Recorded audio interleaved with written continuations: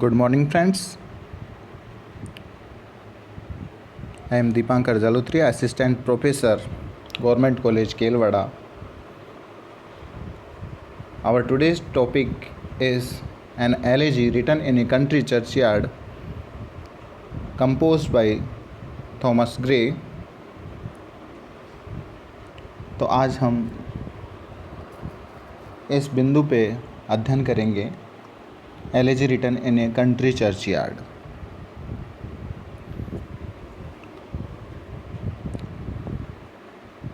Grey का जन्म 1716 के अंदर लंदन में हुआ था और ये जो पोइम है, present poem elegy written in a country churchyard, 1742 में स्टार्ट किया था ग्रे ने इसको लिखना, जब इसके जिगरी दोस्त रिचर्ड वेस्ट की मौत हो गई थी 1742 के अंदर. और ये जो एलेजी है इसको कंप्लीट किया गया 1750 के अंदर और इसका जो पब्लिकेशन हुआ 1751 में. ये जो पोइम है elegy written in a country churchyard, ये एक ट्रांजिशनल पोइम के नाम से इसको जाना जाता है. अब सर्वप्रथम अपन को ये पता होना चाहिए कि ट्रांजिशनल पोइट्री क्या होती है, क्योंकि जो ट्रांजिशनल पीरियड था इससे पहले चला करता था न्यू क्लासिकल पीरियड, जिसमें मुख्य राइटर हुए थे जॉन ड्राइडन, अलेक्जेंडर पोप.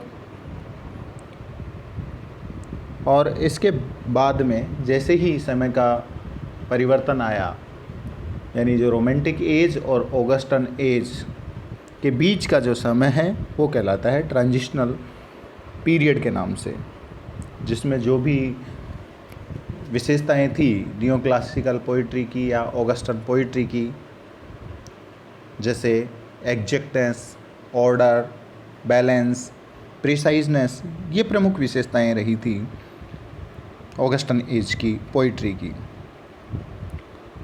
जबकि जो रोमांटिक एज की जो पोइट्री थी उसमें इमोशंस के ऊपर बल दिया गया, फीलिंग्स के ऊपर बल दिया गया, ऑटोबायोग्राफिकल टच दिया गया, नेचर के लवर हुए, love for common man, love for poor, love for peasants, ये सारी विशेषताएं रोमांटिक पोइट्री के अंदर देखने को मिलती है. तो ये एक संक्रमण काल है ट्रांजिशनल पीरियड, जिसमें कुछ विशेषताएं तो पोइट्री के अंदर ऑगस्टन एज की रह गई और कुछ अडॉप्ट किया. जो ट्रांजिशनल पोइट्स थे उन्होंने रोमांटिक पीरियड के जो कवि थे, जैसे पीबी शैली था, वर्ड्सवर्थ था, कीट्स, बायरन, वर्ड्सवर्थ, इनसे कुछ विशेषताएं अपनी पोइट्री के अंदर रखी. तो ये एलेजी भी अपनी एक ट्रांजिशनल पोएम के नाम से जानी जा सकती है. इसको ट्रांजिशनल पोएम कहेंगे अपन. देखते हैं इसके बारे में. Elegy written in a country churchyard by Thomas Gray was published in 1751. तो ये 1751 में प्रकाशित की गई थी. Gray began writing this elegy in 1742. Gray ने ये एलेजी लिखना स्टार्ट किया 1742 में, after the death of his friend Richard West. जब इसके दोस्त की मौत हो गई थी, वो ओकेजन था जब इसने ये राइटिंग स्टार्ट की. About the poem an elegy. तो ये जो पोएम है अपनी एक एलेजी है, शोक गीत के तौर पे है. An elegy is a poem.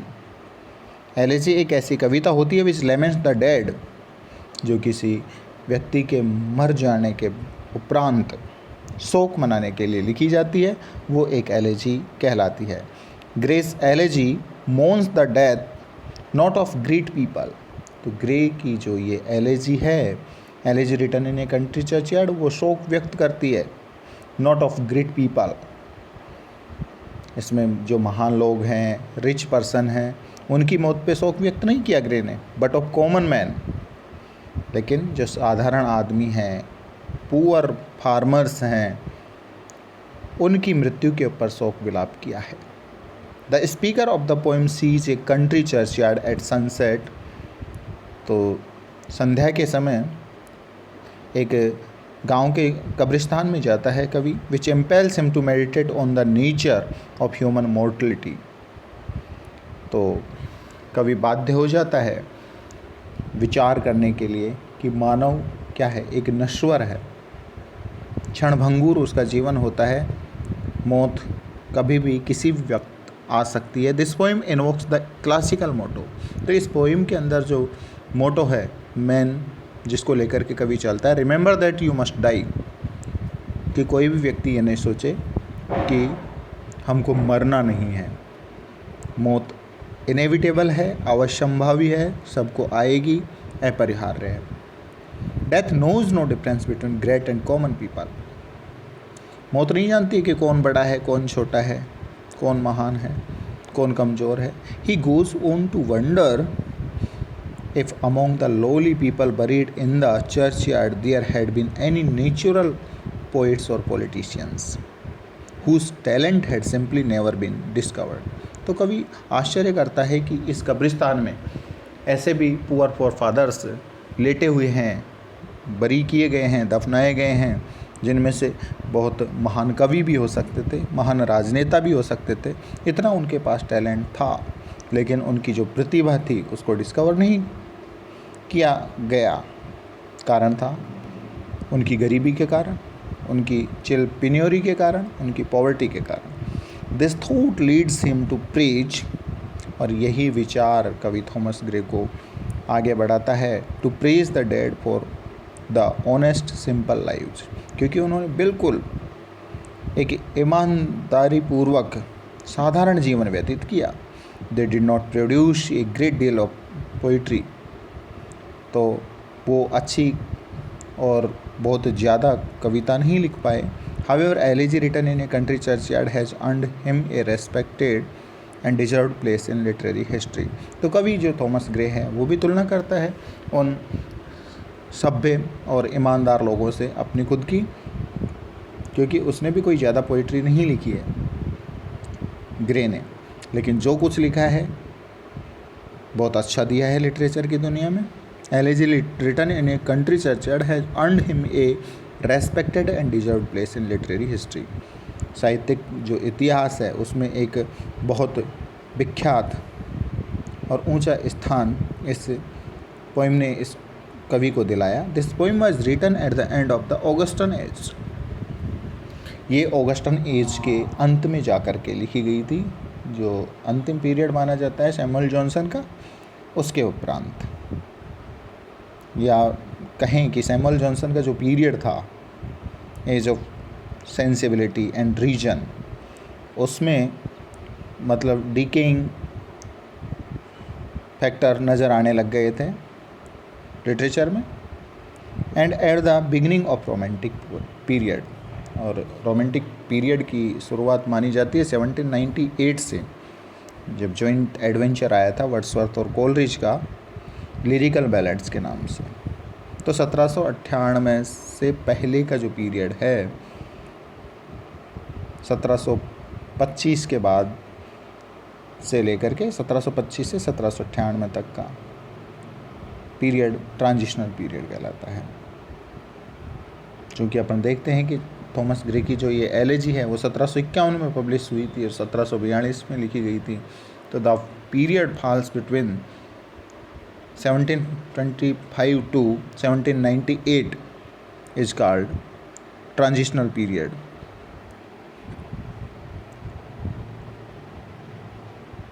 This poem was written at the end of the Augustan age and at the beginning of the Romantic period. That means in the transitional period. This poem has close affinity with both literary trends. तो दोनों की विशेषताएं इस काल में नज़र आती है, ऑगस्टन एज की भी और रोमांटिक एज की भी। On the one hand it has the order, तो ऑर्डर भी था, बैलेंस भी था और रैशनल सेंटिमेंट्स थी नियो क्लासिकल पोइट्री की। ऑन द अदर हैंड, दूसरी तरफ अगर बात की जाए, it tends to ask the emotionalism and individualism of the romantic poets. Individualism और जो इमोशनलिज्म की बात की जाए तो ये रोमांटिक कवियों में देखने को मिलता है ये trait. It idealizes and elevates the common man, और लव फॉर कॉमन मैन इसकी खास विशेषता है, love for nature,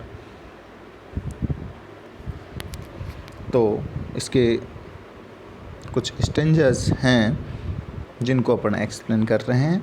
the curfew tolls the knell of parting day.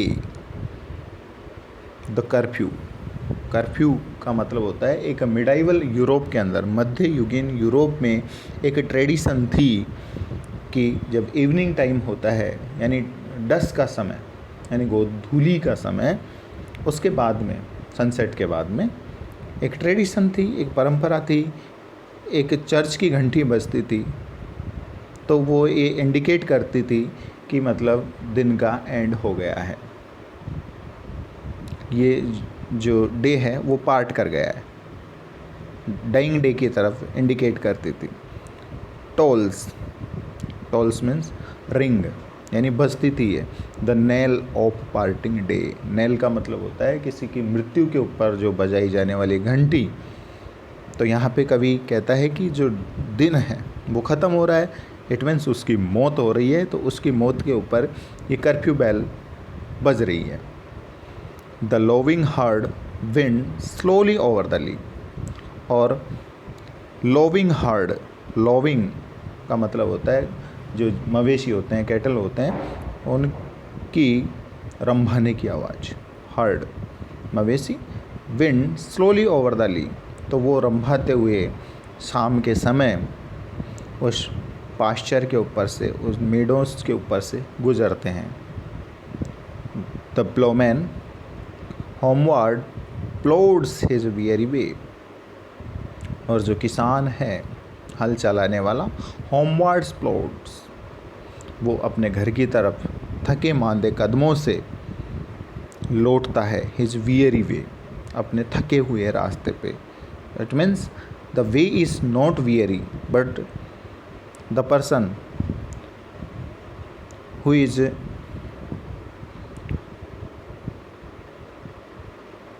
Running और गोइंग, हु इज वियरी। क्योंकि रास्ता कभी थकता थोड़ी है, इंसान थकता है, क्योंकि सारे दिन लेबर करता है सुबह से शाम तक, तो इसके कारण इस रास्ते को वियरी बताया है। यहाँ पे रास्ता वियरी नहीं है, यहाँ पे चलने वाला वियरी है। तो ये एक ट्रांसफर्ड एपिथेट का शानदार उदाहरण पेश किया है कवि ने। And leaves the world to darkness and to me. और इस तरीके से कवि शाम के समय कब्रिस्तान में रहता है, उस रूरल चर्चयार्ड के अंदर, तो अपने आप को अंधेरे में पाता है, अकेला, एकाकी, क्योंकि सब चले गए। शाम के समय में जो भी किसान लोग थे, जो भी मवेशी थे, वो सब रिटर्न कर गए थे घर की तरफ। तो इस तरीके से ये पहला स्टेंजा ख़त्म हुआ। दूसरा स्टेंजा है, now feeds the glimmering landscape on the side. और जो लैंडस्केप है, धरातल है, उसके ऊपर जो ट्विंकलिंग है, जगमगाहट है, वो ख़त्म हो गई है, क्योंकि दिन का अंत हो चुका है, डार्कनेस आ चुकी है। And all the air a solemn stillness holds. और सारा जो एटमॉस्फेयर, एयर का मतलब atmosphere, a solemn and still and quiet, save where the beetle wheels his droning plot. और वहाँ पे अगर कोई आवाज़ रह जाती है तो वो है बीटल्स की, जो वो ड्रोनिंग कर रहे हैं, ड्रोनिंग उनकी आवाज़ होती है भिनभिनाहट करने की। एंड ड्रोजी टिंकलिंग्स लल द डिस्टेंट फोल्ड्स। और ड्रोजी टिंकलिंग, ड्रोजी का मतलब होता है ऊँघना, स्लीपी कंडीशन में। टिंकलिंग का मतलब होता है जो बैल होती है, मवेशियों के गले में डली हुई रहती है, वो बजने की आवाज़। लल द डिस्टेंट फोल्ड्स, और दूर के जो बाड़े हैं, एनक्लोजर्स हैं, वहाँ से वो आवाज़ सुनाई देती है। ये भी इंडिकेट करते हैं कि जो दिन है वो ख़त्म हो चुका है। तो दोस्तों, आज का ये वीडियो पसंद आया होगा। इसी आशा के साथ आज का अपना जो ये टॉपिक है बीच में ही बंद करना पड़ रहा है, क्योंकि इसके बहुत सारे पार्ट आगे भी आएंगे और कई पार्ट में ये पोएम ख़त्म होगी, क्योंकि ये एक लंबी पोएम है। Thank you.